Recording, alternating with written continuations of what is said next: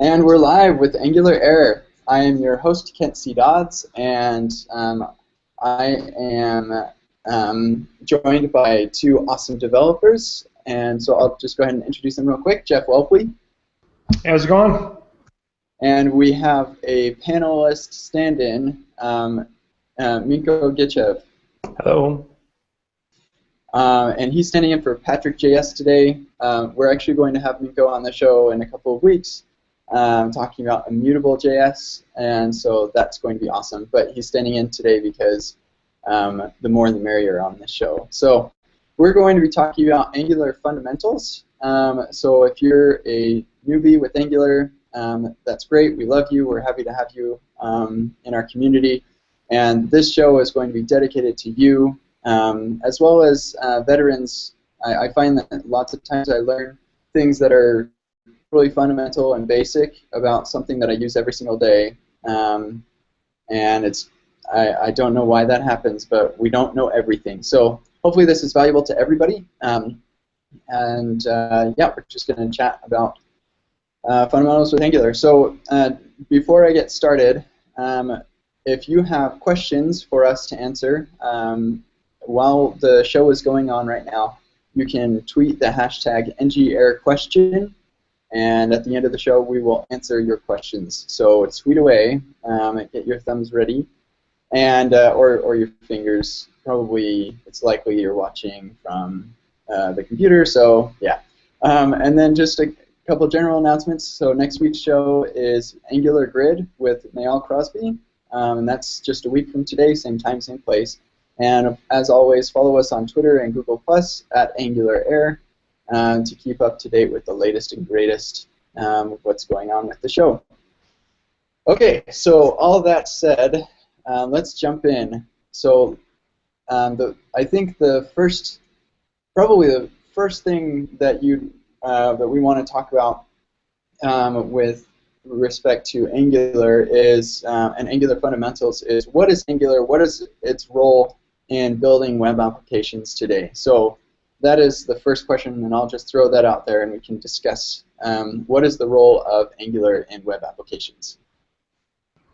Well, for me, Angular is just like other client-side frameworks are built so that you can build complex applications in a browser. You know, today you can obviously build mobile apps, natively on iPhone or Android, and you can build websites just having like static pages and that type of thing. The thing that is always interested me and is really powerful is using something like Angular or another client-side framework to build something that works and feels like mobile app, something that it feels like something that you would have just natively on your whatever device you're using, but it's coming through the web. You don't have to actually download it and install it and that type of thing. At least that's how I kind of look at it. Yeah, on the Angular website, if you go to angularjs.org, the tagline at the top is HTML enhanced for web apps. So the browser gives us a ton of HTML that we can use to kind of structure our page and have different elements and things about our page, and then we have CSS to style it and JavaScript to manipulate it and stuff. But the traditional jQuery time of the past was extremely imperative, very difficult to know what is going on with what.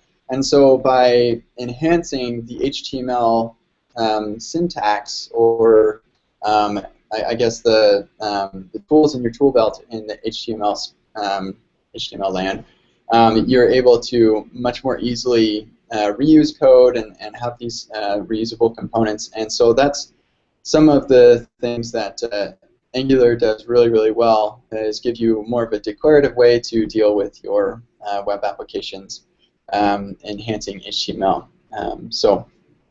Yeah, it also handles a lot of the boilerplates you have when you are developing a complex single-page application which aims to simulate the desktop user experience, like not requiring reload of the page each time, but instead incrementally loading the data and templates required for the page. Yeah, and basically provides you a basic structure, basic architecture for your applications in order to handle complexity easier. Totally, and I think it's good that you brought up the single-page applications aspect, because of times past it was, you just generate an HTML string and send it back with every request, and there are good things and bad things about that, and for most applications it's just easier to say, here's everything that you need, and just request like the pieces of data that you need later as the user interacts with the app. And so things feel a lot snappier, and that's kind of why these front-end libraries and frameworks were developed, so that the user experience can be faster, even if it requires, I guess, a little bit of upfront cost on the user side to load some of these, some of this JavaScript and stuff. But that's where server rendering comes in, and there's all kinds of exciting things coming up with that. But yeah, we got to have a whole show on that sometime, Jeff. Yeah, for sure. That's like level 90 or something like that. We're gonna like build people up to that. So just talking about the Angular in particular, we talked about just in general some stuff about client-side web applications. The thing about Angular in particular that I love and helps with this process is that Angular makes it really simple to get started. That's kind of, in my mind, one of the things that makes it really good for developers. So you can take just plain HTML with nothing else in it, add script tags so that you include Angular core, and then just start working in the template. Like, so if you just with that simple, simply working within HTML, you can start working in Angular. You don't have to deal with a lot of the boilerplate like Miko was talking about, and a lot of setup time, and you can create these kind of rich web applications relatively simple, to get started with. And that's what I think makes Angular distinctive for beginners. Totally, I think that's part of why it's received such a huge adoption, and I'm pretty sure nobody can contend that it's by far the most popular or most widely used front-end framework currently.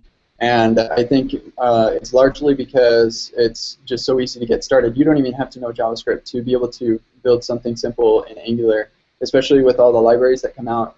You just say, oh, I want a date picker. Well, I just go get one, and I don't have to do any JavaScript. Maybe put a little string in my module, like when I create my module. But that's it, and everything from there is just HTML. And there are good things and bad things about that. But for the most part, it's very, very easy to get started, and I think that's a plus for the Angular framework. Definitely. So there are a lot of concepts about Angular, even though it's easy to get started. After you pass the initial productivity, wow, this is awesome, and you have to start getting into things a little bit more deeply. There are many things that you have to understand.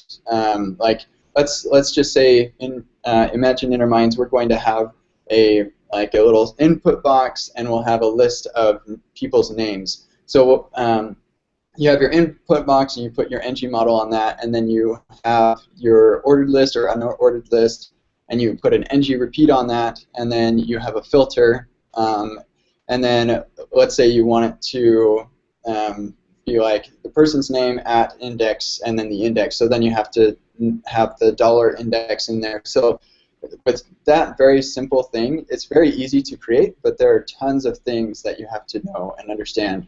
Well, you don't have to know them and understand them, but if you want to use Angular effectively, you should. So what are some of the things in that scenario that you need to know about? We'll take the first, and maybe we can go back and forth on some of those concepts with between Minko and myself, because there's a lot of them in there, right? Yeah. So the first one is a controller, the concept of controller that actually I do kind of combine to talk about a controller and directive. because you mentioned these things like ng model. Like there's attributes that are put within elements that you see in your typical Angular template, and those encapsulate certain pieces of functionality that are either behavioral, like they affect the behavior of that element, or they're structural, that changes the structure of the HTML in some way. So there's a way of defining what a directive is in Angular 1, and that then you turns out to be usually an attribute the way that people know that you can do element or comment, or I don't know who uses comments for directives these days, but probably no one. Deprecated. I hope that's been deprecated. Yeah, it's very odd. But anyways, but the point is that you can create these pieces of functionality that get attached to HTML. And then the controller is where you put, well, you can put some of your business logic. I mean, a lot of best practices is to kind of make your controllers really light and push stuff out to services that we can talk about in a minute. But just for like simple apps, most of the time what you're doing is using the built-in directives that come with Angular Core. So there's all these directives that come with Angular Core, like ngbind or ngif or ngrepeat. Those are all stuff you don't have to create those. Those are part of Angular Core, and they do different pieces of functionality. So you can look in the Angular documentation and see what each of those directives do, and you can use them in your templates. But then your own custom code, usually for beginner apps, you're not writing your own directives to start off with, but you are writing in controllers. So you would put an ng controller and then define in that controller for that given piece of snippet of HTML what kind of functionality you want, whether it is handling a form submission or anything like that. And Minko, maybe you want to cover add that or add some other stuff. Yeah, sure. What I love actually in the directives is not only the way they encapsulate the DOM and the structure or the behavioral logic of the DOM, but also how they extend the semantics of HTML by creating something like domain-specific language inside the HTML, because we are actually extending it with custom elements or tags or whatever, by extending not only the syntax but also the semantics behind it. And this makes our templates easier to learn, to read, and easier to reason about our applications only by taking a look at the template, if of course we've used appropriate names for the directives. About the controllers, definitely if you are building something which is not planned to scale that much, you can approach by putting some of the logic, your business logic in the controller, and eventually if you scale, you need to move this logic into separate services, as we are going to talk about them a little bit later, I guess. Yeah, so with that, on that point, so like the service would be the place where you would go and retrieve this list of names that we're showing and filtering on the screen. And so basically the controller, its whole responsibility is to connect data with the template and initialize, and then have like functions and different functionality to connect the template and the user's interactions back with the data or interactions with the state of your UI. So you check a checkbox and it does this other thing or something like that. So the controller in like an app that scales, the properly designed app should be extremely light, and then it just manages setting up the view model basically for your view, and then it connects with your services. And so if we're going back to this example of this list of names that we're filtering, we talked about ngModel and ngRepeat. These are directives that modify the behavior of HTML or of these components, and these are both built into Angular. The ng prefix is kind of reserved unofficially, but sort of for the Angular built-in directives. And then with as part of the ngRepeat, you have this thing that's called a filter.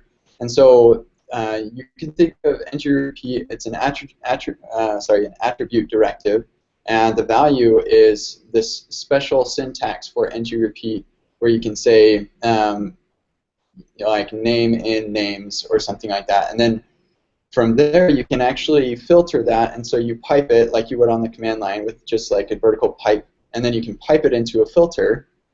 This filter's name is actually filter, and then that can accept arguments with colons. And so, like, don't get hung up by syntax if you're not familiar with this.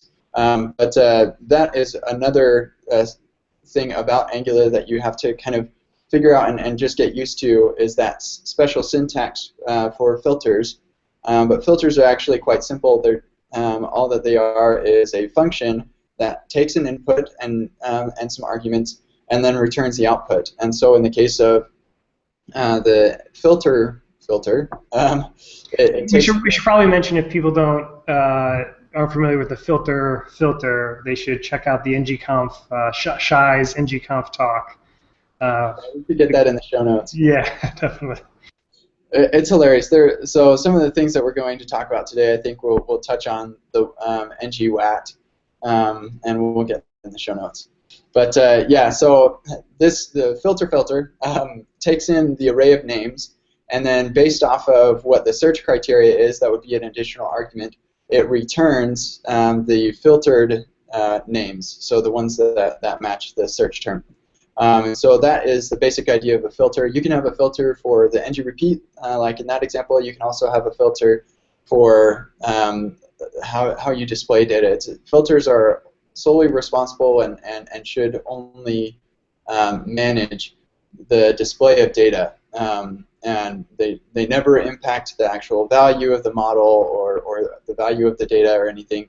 So you have a filter for currency, you have a filter for, there's a great one for translation from the library called Angular Translate, not built into Angular.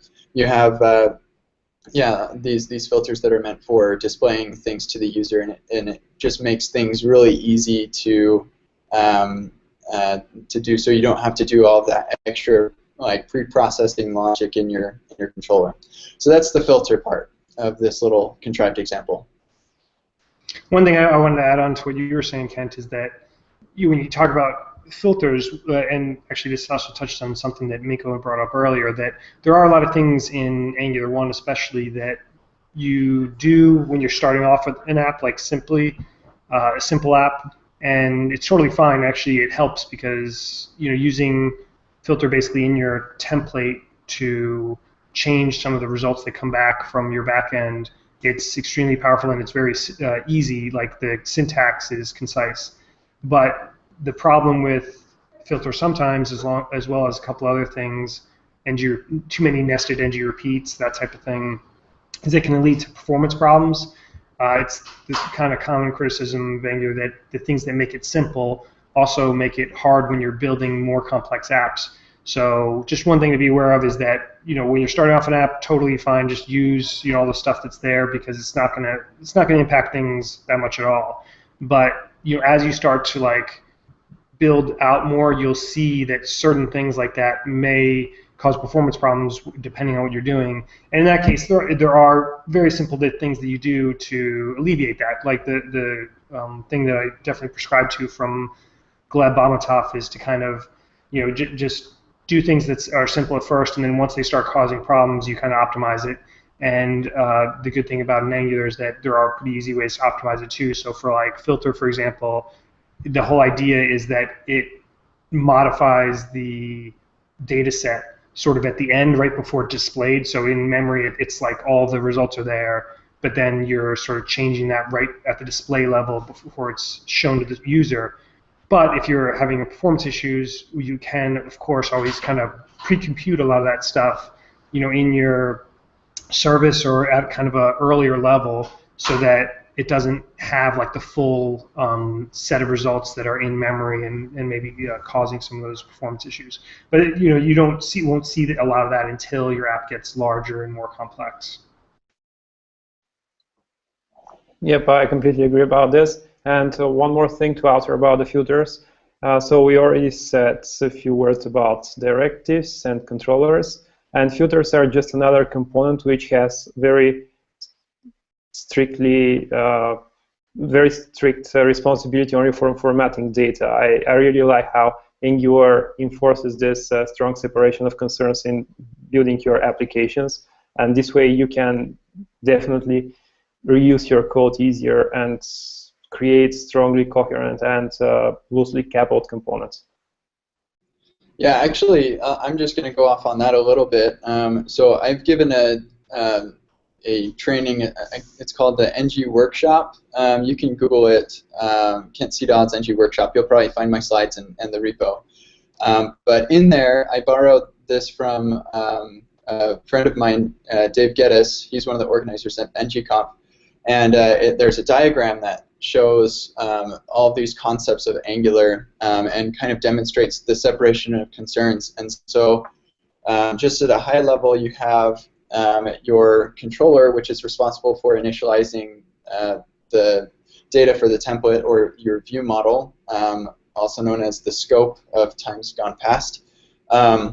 And so its sole responsibility is initializing and setting up the data for the template. And then you have the directives, and they are the only place you should ever be touching any DOM APIs ever. There's no excuse to be touching DOM APIs anywhere else, almost.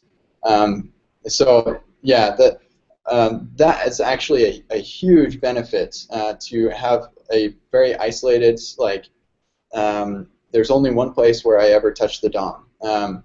And so that is a really nice separation of concern. And then also you kind of have the filters that are isolated or separated in the fact that they are only responsible for data display and like how you take data and format it in the way that you want it displayed. And then you have the services, and they connect with the controllers, and they're responsible for interfacing with between controllers, interfacing between directives, and with a third-party backend or something like that. And so, yeah, I totally agree with you, Minko, that it's one of Angular's strengths is its separation of concerns with these different concepts and components, I guess. So what do we have left? Yeah, should we talk about services, factories, providers, value constants? I think Minko said that he wanted to explain the difference between the three.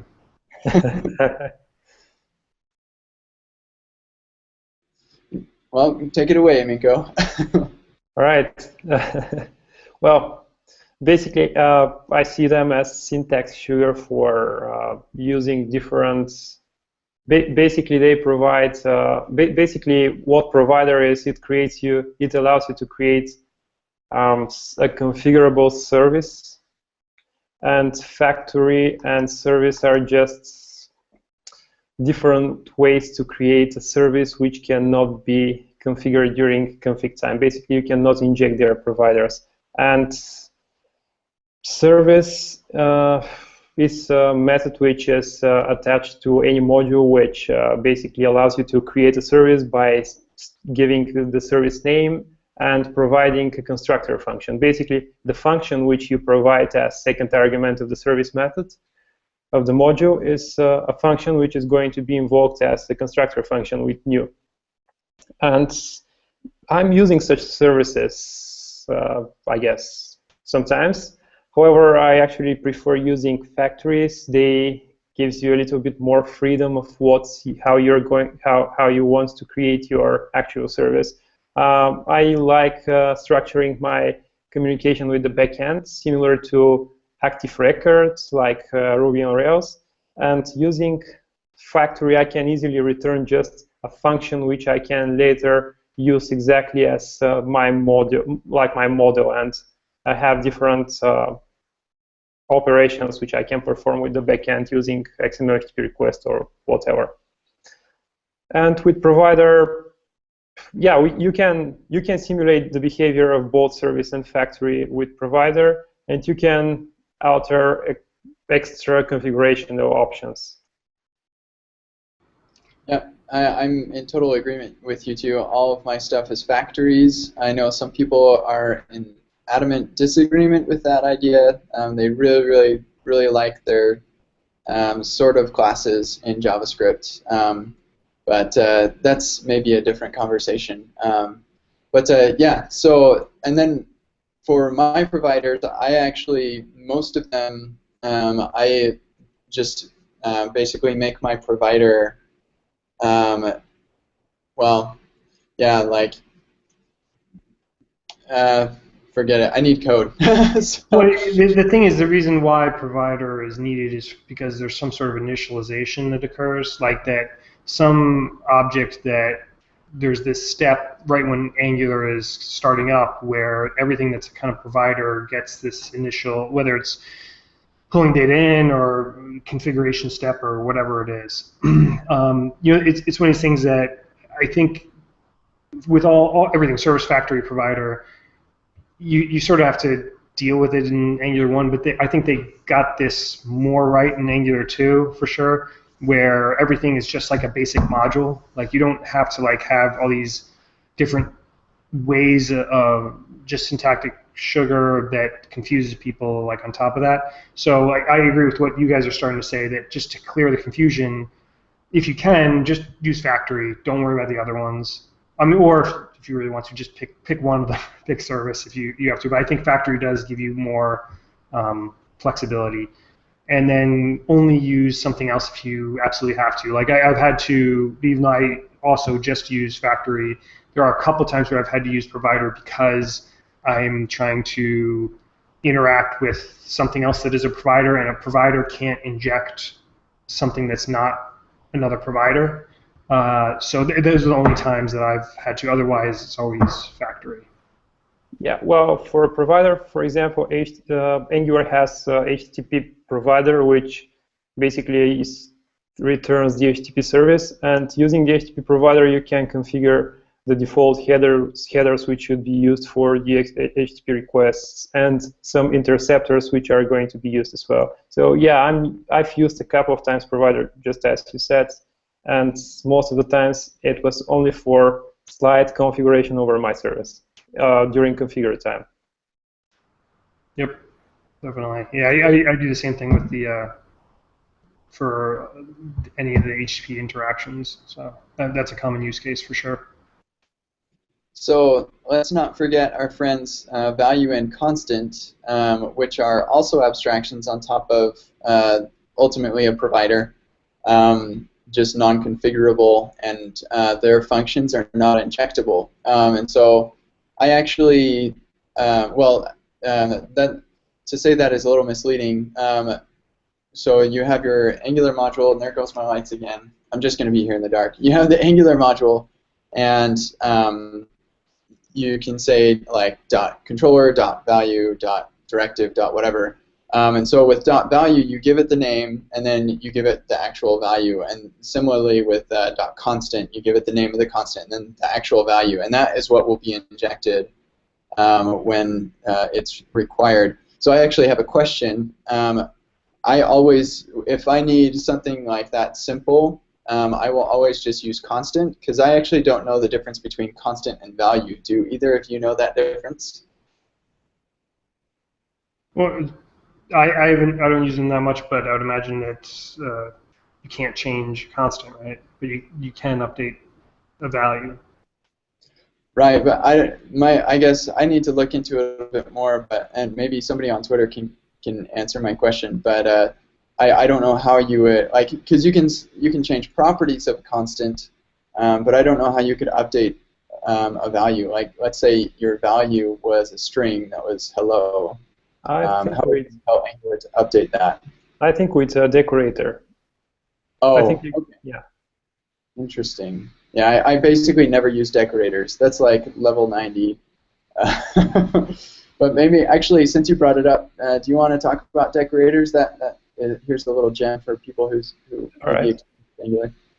Yeah, I've used decorators, I think, once or twice, and I built a library for aspect-oriented programming using decorators. It is at my GitHub, and basically decorators allow you to enhance the behavior of a service you've already defined somewhere.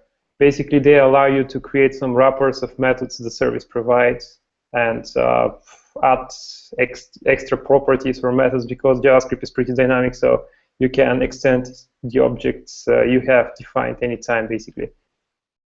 And that's exactly what I'm using for the library for ASP.NET programming.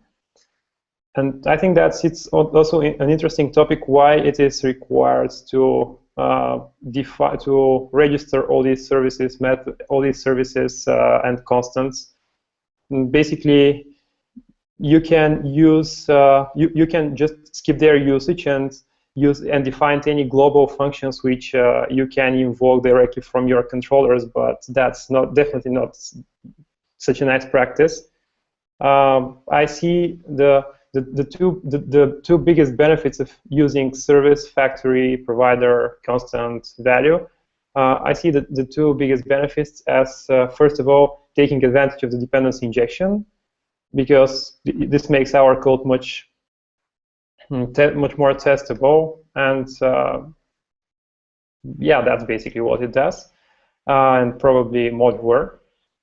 And also, the second of all is that you're not coupled with the creation of these services, because you are defining the logic for their creation in the factory or the service method, and that's all you do. You don't have to be coupled with the logic of the creation of the service in a couple of controllers or other services. Well, the only thing though with that is that in a real app, I don't know. I've never found use for the value and constant on their own, just because I've always seen it as something as part of some other object. So, especially because I'm trying to do this kind of universal JavaScript thing where my module can run on the client or the server or anywhere. So any of those things that you would normally put in a value or constant, it's not that it's bad, but just for my own practice, I usually have a module and object that is ultimately in a factory that just contains, I mean, depending on what it is, part of some other values, like whatever. I usually don't name enums, but like that's kind of like an example. If you have like an enums object that has like a bunch of just string values that you kind of can inject other places, that's exposed as a factory.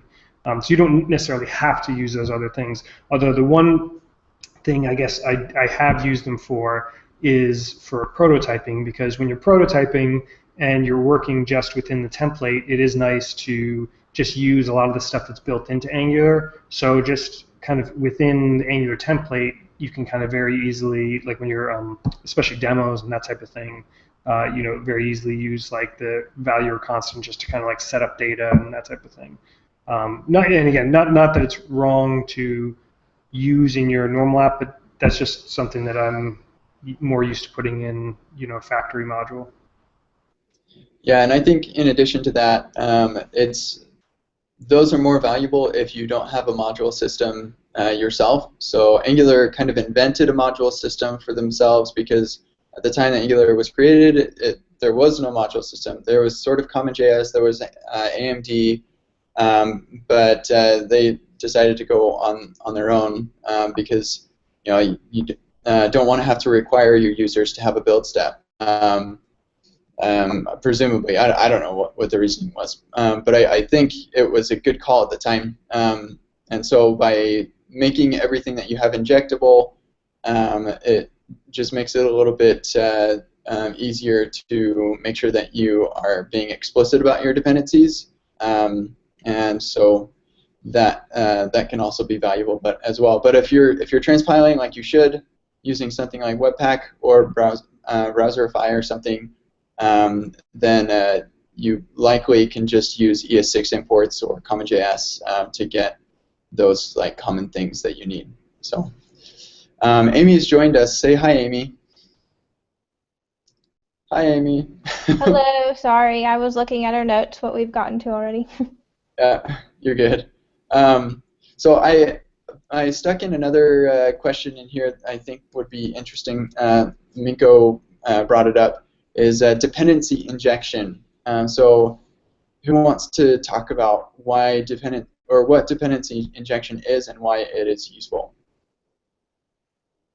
I think Amy I said will. Amy wants to explain exactly how DI works, right, Amy? Just joking. Yeah, I don't think I'm the best one to explain that, only because people make fun of me for saying this, but I don't have enough experience with, other options to have a good opinion on that.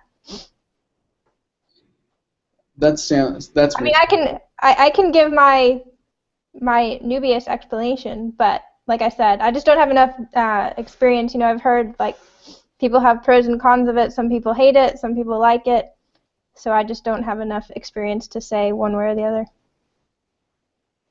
That sounds reasonable. I actually also don't have a lot of experience with alternatives, but I can say maybe I'll just give a brief overview of what the concept is and why I think it's cool, and then I can be corrected. So dependency injection is basically the idea is for any given component you declare what it is that you require. So you have like a unicorn service that gets you a list of unicorns. And so rather than imperatively saying like just creating your component yourself and creating your instance of the unicorns service or something and invoking your component with that unicorn service, instead you simply inform the framework that, hey, I need an instance of unicorn service, so give that to me when you create me. And so Angular has some magic under the hood to be able to tell what it is that you require, and then to provide you with the things that you need when it instantiates you. So like your directive or your controller or something. And so that's the basic idea, and it sounds magical, and that's kind of a dangerous thing. People don't like magic, but the reason that it's so useful and helpful is it makes your stuff very testable, because it makes things easy to mock. Because when you're just invoking or creating your own component, you can pass in your own version of that thing by informing Angular, hey, I want to change what this thing is to be my own version of it, and it has the same methods with some spies or something like that, making it much easier to mock. And the value there is for testing. So that's one area where it's really useful. The kind of the downside to that is it implies that you have to set up your injector, the thing that's responsible for giving you the stuff that you need. You have to set up this injector ahead of time, meaning, and the problem with that is your injector becomes some global state with a global namespace, and so you run into problems with name collisions, or you have to make sure that you have things loaded in the right order. And Angular kind of takes care of the loading things in the right order. As long as you get your modules declared before anything's registered on them, then it will make sure that it doesn't like create anything until it's all of its dependencies are ready. But the global state thing is a little bit of a tricky situation when you're overriding different things. So that's just something to be aware of. Because of that, you need to make sure you prefix all of your stuff. And yeah, so that's a rundown of what dependency injection is and why it's cool. And I think two of our panelists have frozen. Jeff and Minko, are you guys there? Am I frozen? Yeah. You are not frozen anymore. Okay. Well, so what I was going to add to what you're saying is that one difference between Angular 1 and Angular 2 is that, like you were starting to say, Angular 1, dependency injection does both module loading, it has some responsibility, and module assembly, where in Angular 2, it just focuses on module assembly. And so the difference there is that in Angular 2, there's the ES6 module loader, where you are actually defining in your code, like using the ES6 module loading system, how modules are being pulled in. With Angular 1, you have to, like, it is this global value, right? attaching stuff to the Angular object. So Angular.module, and then name the module, and then dot whatever, whether it's a controller or whatever else. And typically you do have a build system that it all gets kind of bundled up, but at the end of the day, you're using the Angular global object instead of attaching everything to it, and you kind of everything works off of that. And as far as how things get injected, it all works off of tokens. So people who have used, especially Java is big into DI with various frameworks, Swing, or not Swing, forget, I haven't done Java in a long time, but they have a lot of other. Yes, yeah, Spring, that's what it is.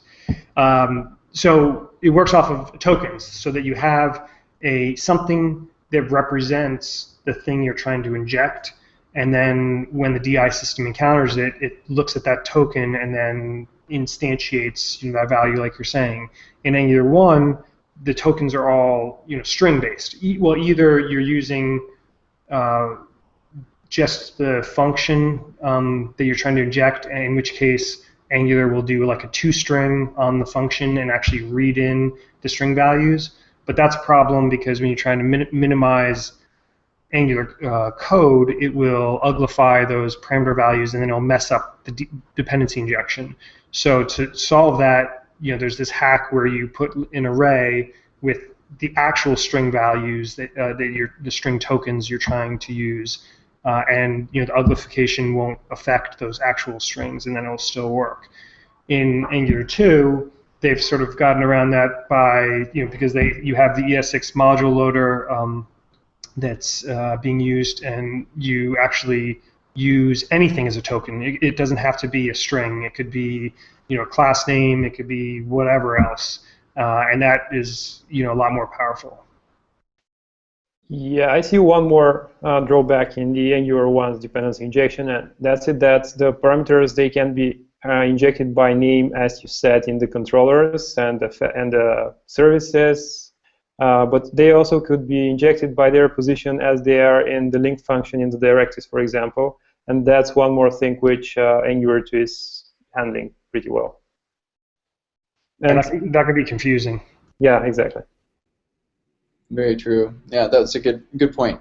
So you have to, and I see this a lot with newcomers to Angular.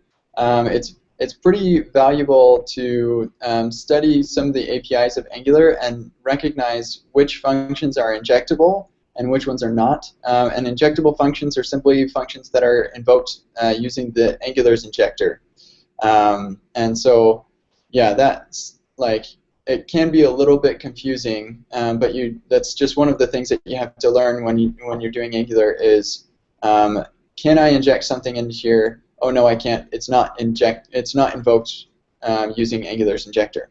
And as kind of a fun side thing, you can totally invoke functions yourself using Angular's injector, and I do that occasionally, but that's certainly not something that you do very often. But yeah, you can totally inject the injector, which is kind of fun. So next question or concept that I want to bring up is, when is it that you decide it's time to create a custom directive?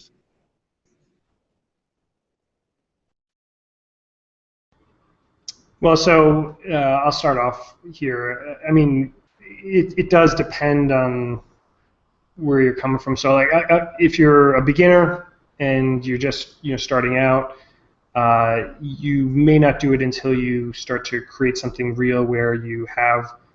I mean, there's two main use cases for directives, right?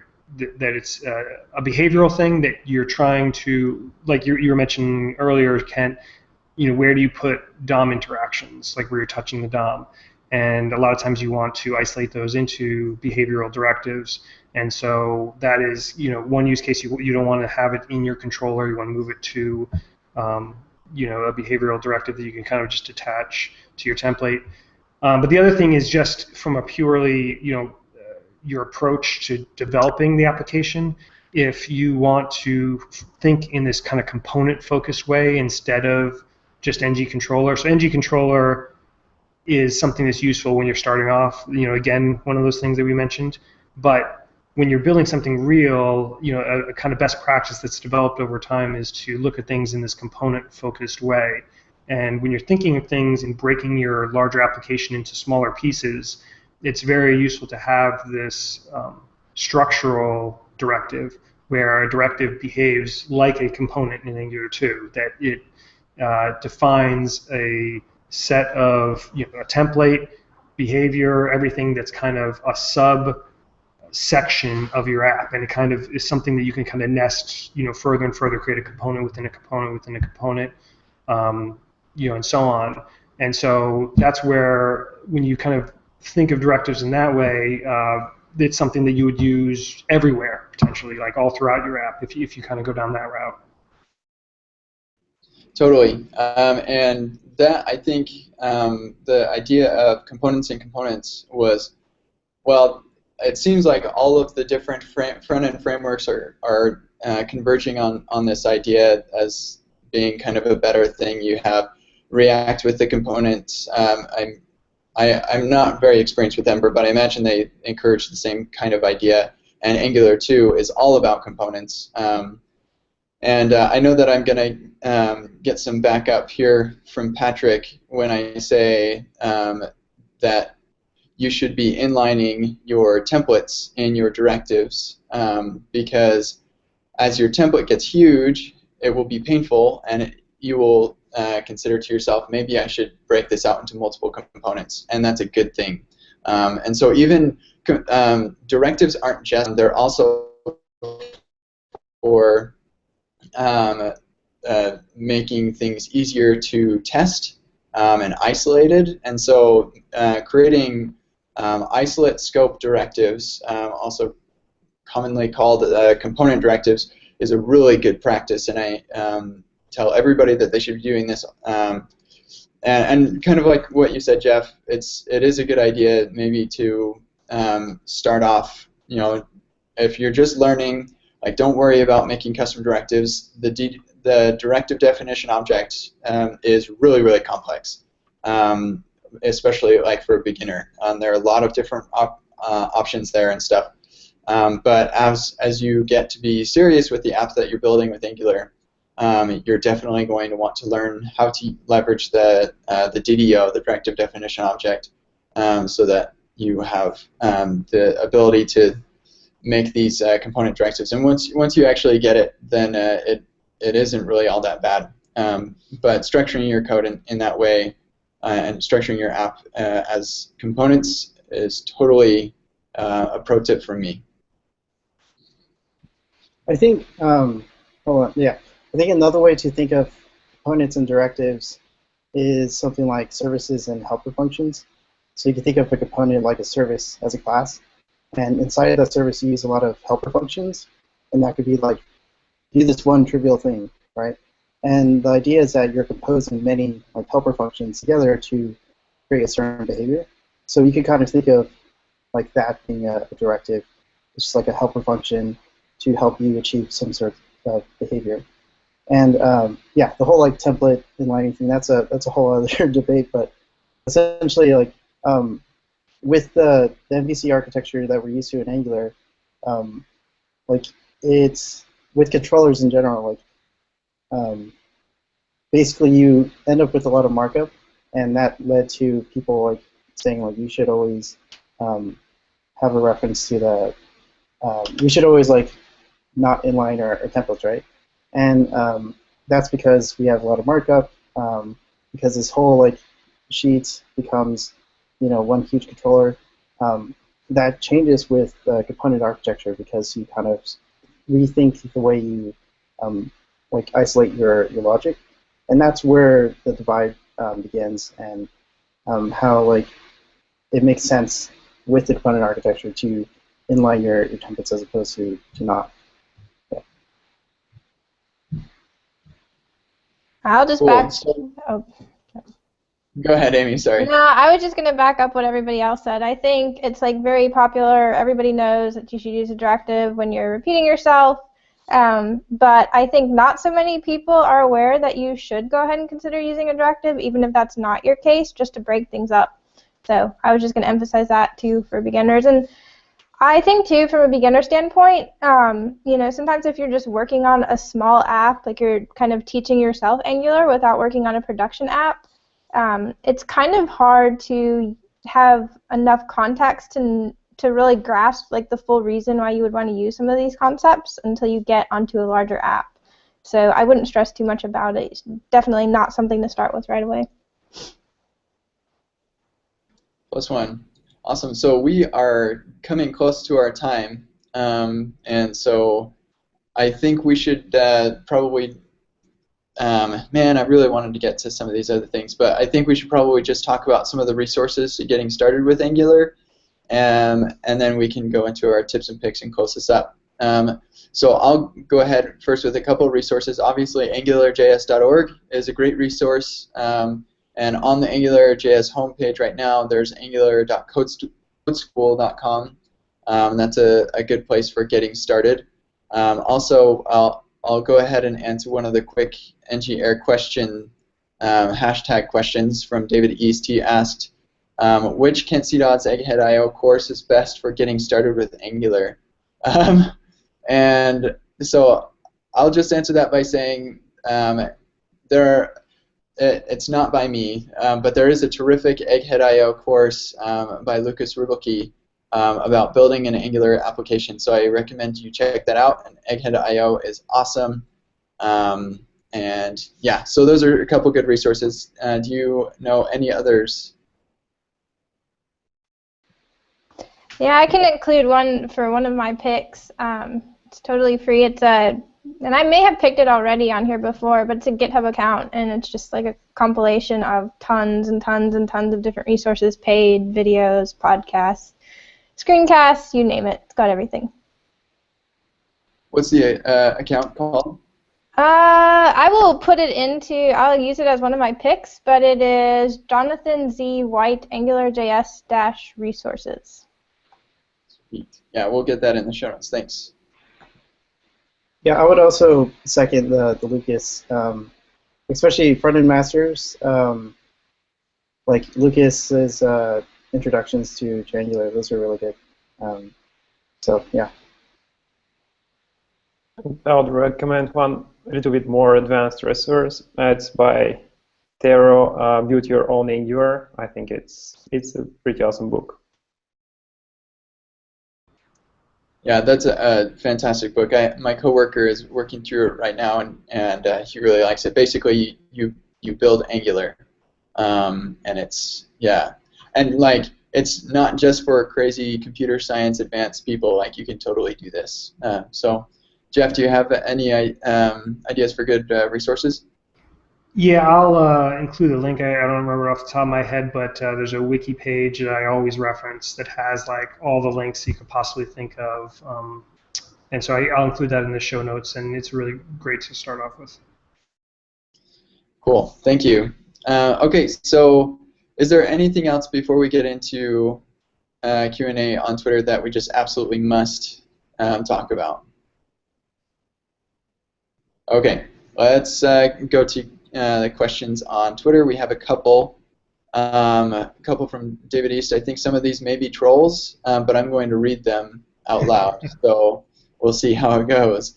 So using AngularFire when learning Angular allows you to not just build toys, but actual functional apps. And the hashtag is ng-error_statement. So, yep, there you go. Thanks, David. Actually, that is totally cool, and I really like AngularFire. So if you're using Angular and you don't want to host your own server, Firebase is a fantastic resource for you. Okay, so he asked another troll question, but I think it's good to answer this. Is testing your code really that important? So what are the thoughts from the panel here on why testing your code is important? I'll go first. Essentially, when you're prototyping, like honestly, don't test, because the idea when you're prototyping is that you're writing code that would have potentially be thrown away. So it would be kind of extremely pointless, because the idea is that you're trying to reach a certain goal, and you're trying to prove it's more like exploratory programming. Don't test. When you're creating a library, always have tests. So testing is really important for that. Application code, that's also like debatable of how much tests you should have, but regardless, the consensus is that yeah, you should have tests for that. I would say that if you don't like clicking around over and over and over again, you should have tests. And I guess you could either do that, or if you don't mind fixing bugs at 2 in the morning, then yeah, go ahead and not test.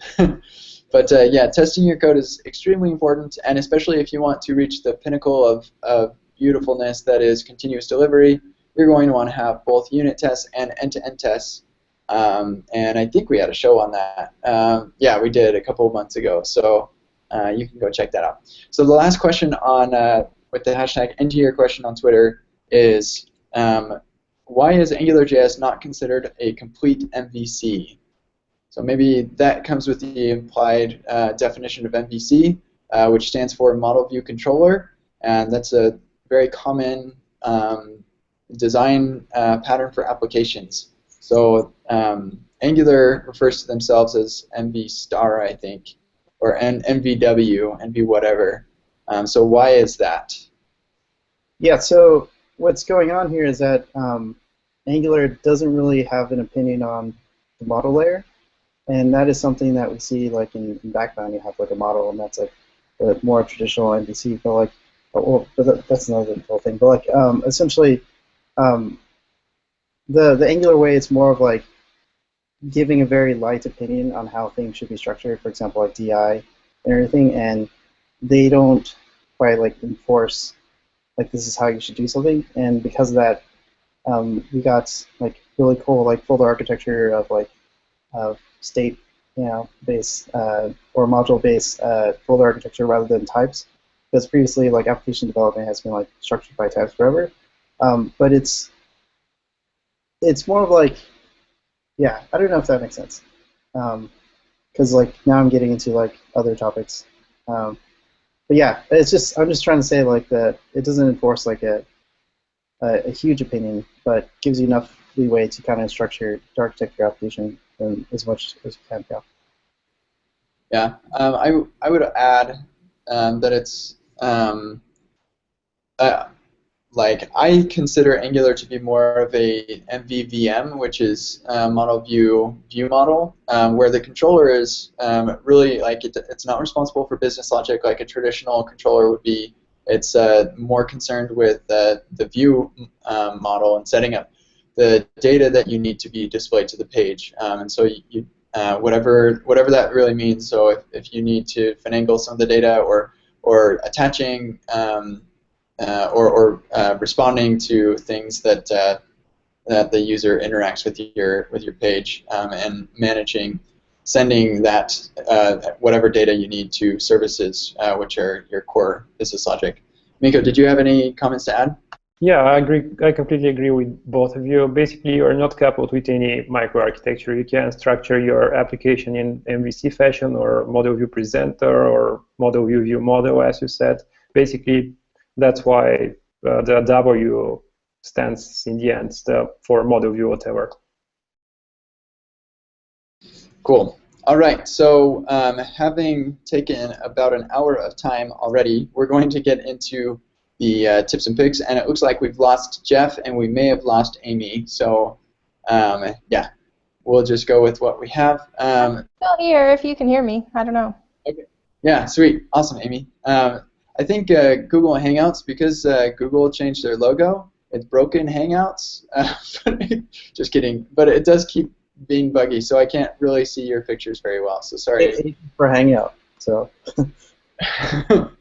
So let's start. Actually, Amy, do you want to go ahead and get us started with tips and picks?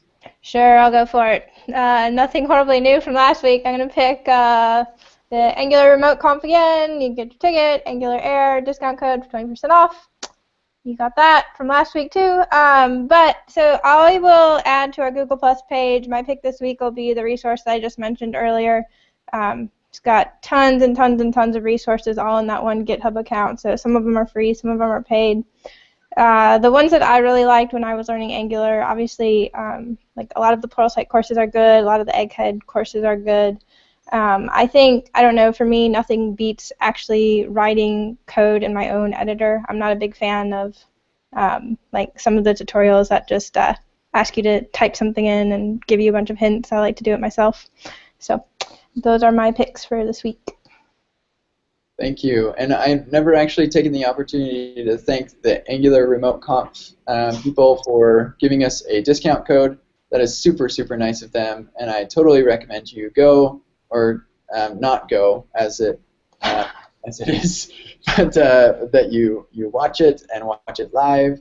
I am giving a talk on how to open source your stuff, and so it should be awesome, hopefully. Sweet. So, Patrick, what do you have for us? Yeah, so my pick is NG Hackathon, hackathon.com.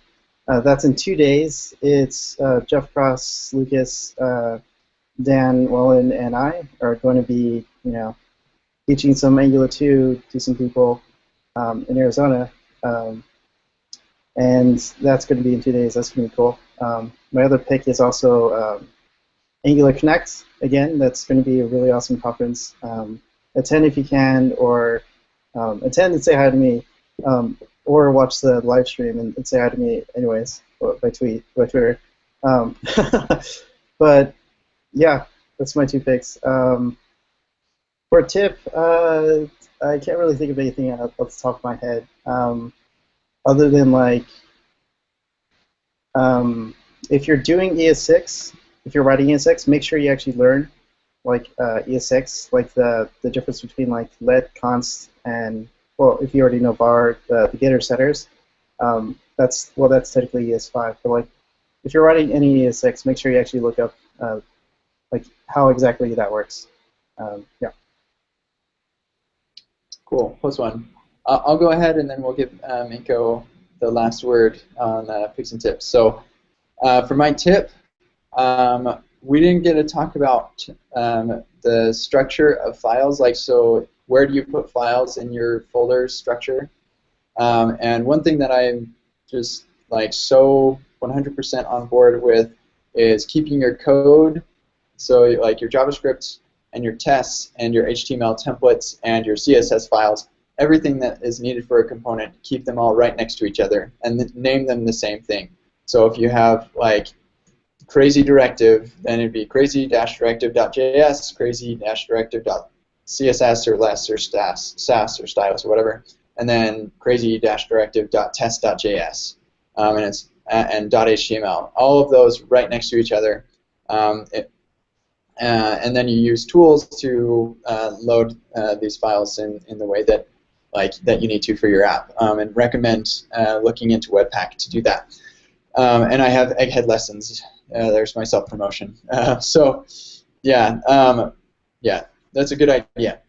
So I wrote a blog post this morning called Sane File Naming Conventions. So that'll be in the show notes, but basically it's tips on good conventions for how you name your files for your different directives and services and stuff. It's Angular specific, but the concepts are generally applicable. And then finally, I released a series on Egghead.io recently called How to Write an Open Source JavaScript Library. And so, yeah, it's just a good thing to do. There are so many reasons to do it. And there are, I think, 12 lessons up now. There are another 10 or 11 that should be released soon. And then I'm going to be making more and more and more. So open source is important to me, and I hope it's important to you, because whatever you're watching this on is using tons of open source code. So yeah, that. Minko, what do you have for us? Well, recently I found a project which is, I guess, new and still under planning in the Angular organization. It is the CLI tool for Angular 2 and eventually Angular 1, but most likely not. So I would recommend you to take a look at it and just contribute with your opinion for its development and features which you want to see there. Great, thank you. Looking forward to that. There are so many awesome things happening in Angular right now. It's mind-blowing. Okay, cool. So I'm so sad that Jeff is gone and he did not tell us what his picks and tips are, so we are just going to wrap up. Thanks everybody for watching. Just to close us up, next week we are doing Angular Grid with Niall Crosby, and he's the one who created it, and it's really cool, so check that out. And then follow us on Twitter and Google+, to keep up to date with the latest and greatest. We're at Angular Air. And that's it. So thanks everybody, and we'll see you next week. Bye-bye. Bye.